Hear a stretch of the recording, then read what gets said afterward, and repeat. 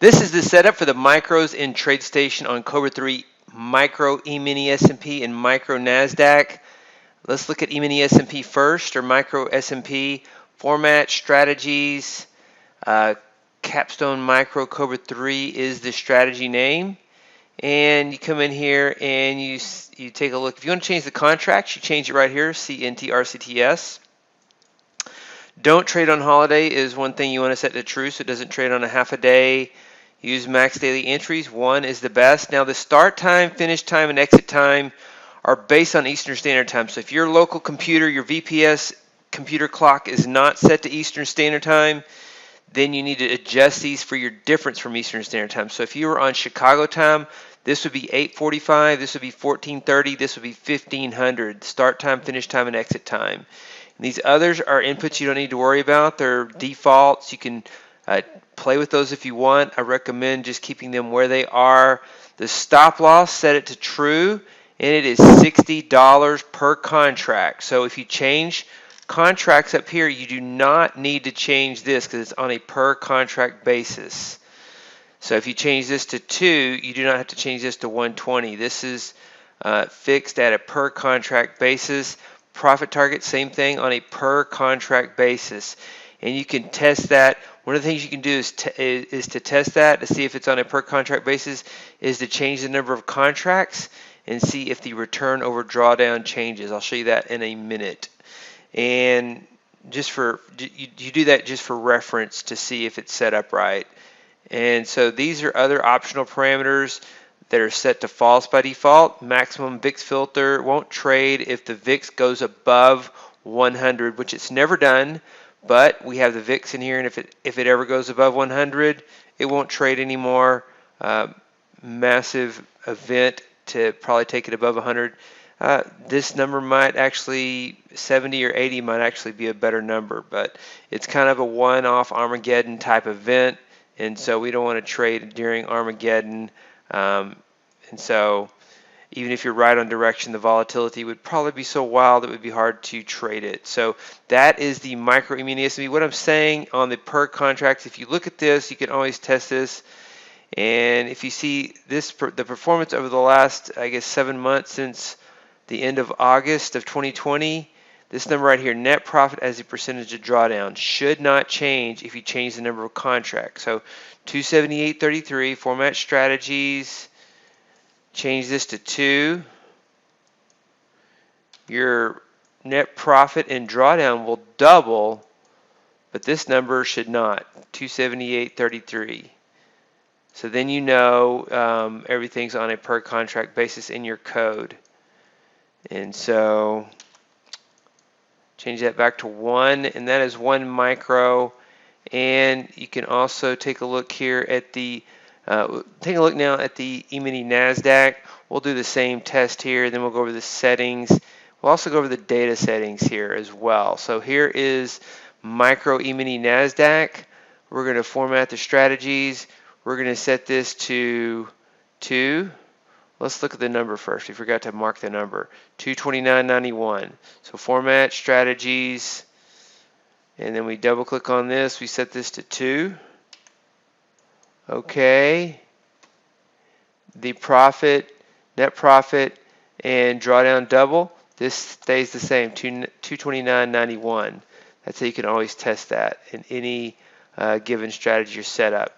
So go in here and do that.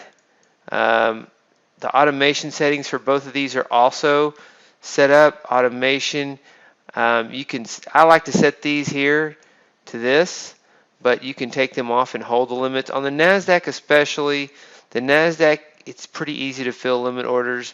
On the S&P, so this is the micro Nasdaq. On the S&P, it's a little bit more difficult. So on the S&P, I said they were the same, but they're not. In futures, I usually do this. In futures trading, I usually do this.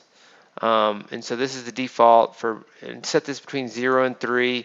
But for the micro Nasdaq, it's easier to get filled on limit orders. So you can go with that, or you can change that based on your preference. It uses limit orders and has a profit target.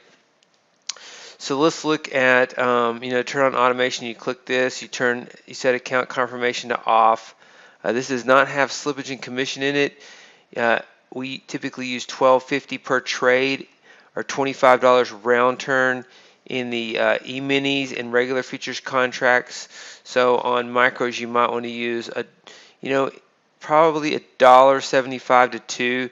So it's a little bit more. The commission is a little bit higher on a per on the ratio. So let's look at the strategies. Format the strategy. This is for the Nasdaq. It's a little different. The settings are a little different. All the settings are the same until you get to R1. R1 is 4 instead of 2. We've recently talked about how this stop loss is better at 120 than at 60. So you could move it back to 60. The short term is worse at 60. The long term it's better. 120, the short term is much better. The long term is worse, but the average ranges and price value of the Nasdaq is higher. So that is the one difference.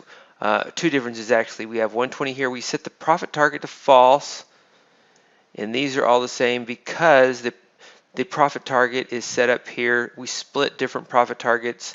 This comes with TradeStation. Profit target LX and profit target SX come with TradeStation, and we're using 140. These are also on a per contract basis. So if you change the number of contracts, you don't need to change that number. Position basis is false. If you set that to true, you will need to change this. If you set this to true to position basis and you change your contracts to 2, that would need to be 280. If you change your contracts to 3, that would need to be 420, so on and so forth. The short profit target is 290. So keep the position basis false, so it's on a per contract basis. And so those are the settings. Those are the input settings for the micro E-mini Nasdaq. We've gone over the micro E-mini S&P. Let's do the symbols. Format the symbols. This is what the symbols look like. We're looking at the Nasdaq futures. Sometimes there's a mismatch in trades. We've written the strategy to look at the Nasdaq on the 15-minute chart for the signals. But if you place a limit order and the MNQ ticks one tick lower than the NQ, you might get filled on the MNQ but not on the NQ, or vice versa.